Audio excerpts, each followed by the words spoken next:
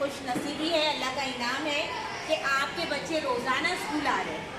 हाँ, मैं हमेशा बोलती हूँ आप तमाम को, आपका बच्चा आपके घर का आईना है मेरी बहनों, है ना। वालिद के ताल्लुक से तो मैं नहीं कहूँगी, इनके पास तो वक्त ही नहीं रहता, ये बाहर रोज़गार की तलाश में रहते हैं। आपकी जो है माओं पर बहुत बड़ी जिम्मेदारी है अपने बच्चे को लेकर, है ना, उसकी तरबियत और उसकी तालीम को लेकर। अभी मेरी दो को पार्टनर टीचर्स थे, उन्होंने आपको तालीम की अहमियत, है ना, आपने दो पेरेंट्स यहाँ आए भी और उन्होंने बताया भी कि हम क्यों मतलब बच्चों को यहाँ ला रहे, क्यों तालीम दिला रहे, है ना, उसकी दुनिया आखिरत की कामयाबी को लेकर हमने बात की है।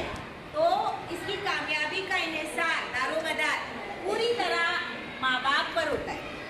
एक बेहतर और अच्छे वालिदैन ही जो है अपने बच्चे को अच्छा बना सकते हैं, है ना। तो सबसे पहले हमको हम पर भी ध्यान देना है। माना कि हमारे कुछ हालात ऐसे नहीं थे कि हम जो है तालीम हासिल कर सके, लेकिन अब तो ऐसी कोई मतलब क्या कहते हैं परेशानी नहीं है।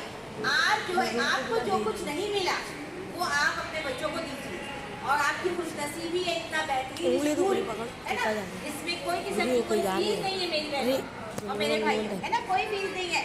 हर चीज़ यहाँ पर फ्री कहना चाहिए ना, मतलब मुफ्त में प्रोवाइड हो रही है। तो क्या हम सिर्फ अपने बच्चों को रोज़ाना ला नहीं सकते, उसको वक्त पे भेज नहीं सकते? कर सकते हैं ना, तो क्यों नहीं होता है। आज देखिए मीटिंग है हमारे पास जो है मॉर्निंग सेशन में 300 बच्चा है यहाँ पर, और आप देखिए तादाद देखिए वालिदैन की कितनी है। तो ऐसा क्यों है, इतनी लापरवाही क्यों है? अगर टीचर ने बुलाया है तो आपको आना ही आना है। अपने सारे काम एक किनारे करके नहीं, मेरे बच्चे के टीचर ने मुझे बुलाया है, मुझे जाना है। इस तरह से अगर हम जागते रहेंगे तो आपका बच्चा क्यों तरक्की नहीं करेगा?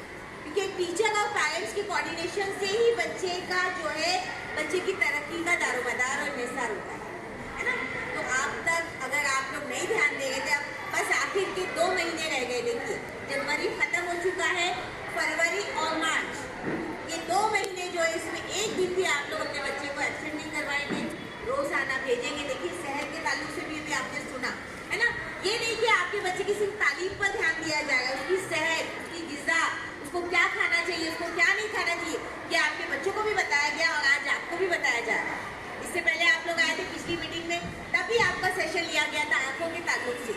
तो सोचिए हुकूमत जो है, हम हुकूमत को ब्लेम करते, उंगलियां उठाते हैं ना, क्या हुकूमत है, क्या कर रही है, लेकिन आप देखिए कि स्कूल के ताल्लुक से, बच्चों के ताल्लुक से हुकूमत जो है कितनी जागरूक है ना, कितना ध्यान दे रही है वो आपके बच्चों को लेकर। यहाँ पे टीचर्स आप देखिए, आपकी क्लास में, जिस क्लास में भी आपका बच्चा है, आपको अगर टीचर से मसला है तो आप आइए ना, बात कीजिए।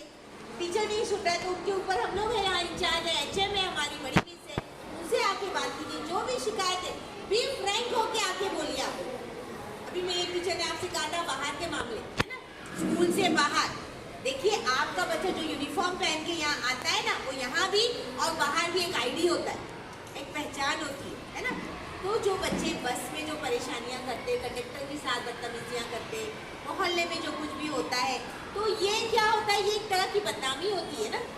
बच्चे की ID है उसका यूनिफॉर्म, तो आप लोग भी थोड़े से उसके खिलाफ पर तवज्जो दीजिए। टीचर कितना करेगा, और टीचर के पास एक क्लास में 40-50 बच्चा है, तो हर बच्चे तक नहीं पहुँच पाएगा जिस तरह से आप उम्मीद करते हो। लेकिन आपके साथ तो बच्चा हमसे ज़्यादा वक्त गुजारता है। क्या आपको नहीं लगता कि हम उसके अखलाक को सुधारें, उसके अखलाक पर ध्यान दें, है ना, एक बेहतर किरदार उसके अंदर डेवलप करें?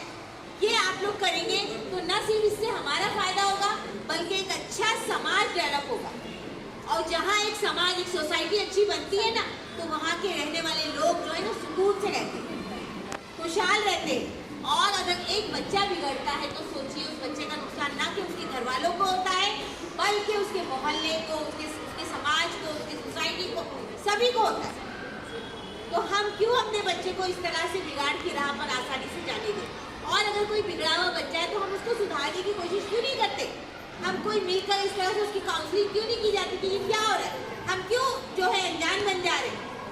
हम तो वो उम्मत है कि जो निकाली गई है लोगों की भलाई के लिए और नेकियों की तरफ बुलाने के लिए, है ना। हम कौन सी उम्मत है? अमर बिल मारूफ नहीं अनिल मुनकर का हमको काम करना है। हम भलाई के तो बहुत सारे काम कर रहे, क्या हम बुराई से रोक रहे, है ना। हम जाते सड़क पे ही चलते, कोई बच्चा मतलब बैड वर्ड्स में निकाल दिया जबान से, हम लोग क्या करते हैं, हम लोग ध्यान नहीं देते, हमको क्या करना है।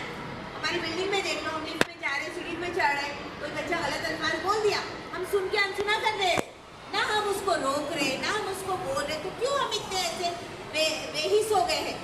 ये एहसास हमारा कहाँ मर गया कि हम उसको नहीं रोकते, भले वो किसी का भी बच्चा होने दो, हमको रोकना है। जब तक हम बुराई को काटेंगे नहीं, रोकेंगे नहीं, तो हम क्या समझते हैं मेरा घर तो महफूज है ना, मेरे बच्चे तो अच्छे हैं ना। तो मेरी बहनों, आग अगर धूल लगी हुई ना, वो लगते लगते लगते मेरे घर को भी जला देगी, मेरा घर भी खाक हो जाएगा अगर मैं ये बुराई को रोकने का काम नहीं करूँ। तो इस तीन बातों में भी आप लोग ध्यान दीजिए। आप लोग बहुत अच्छे पेरेंट्स हैं, बहुत अच्छे वालिदैन हैं, जो कि हमारी एक आवाज़ से हमारे साथ दौड़ते चले आ रहे हैं।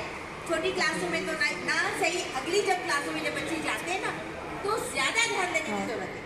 हम क्या सोचते हैं, छोटा बच्चा है तो उसको लिए